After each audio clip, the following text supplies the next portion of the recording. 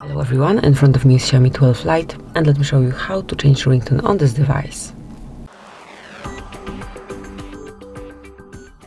First of all, you have to open the settings, then find and select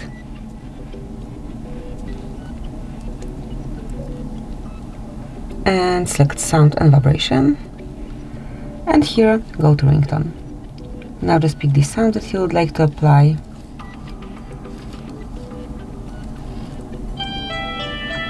For example, this one, just tap on a ringtone icon here and tap on OK to apply it. And that's it. As you can see, it has been applied and now you can smoothly use it as your ringtone. So this is it. That would be all. Thank you for watching. Please subscribe our channel and leave the thumbs up.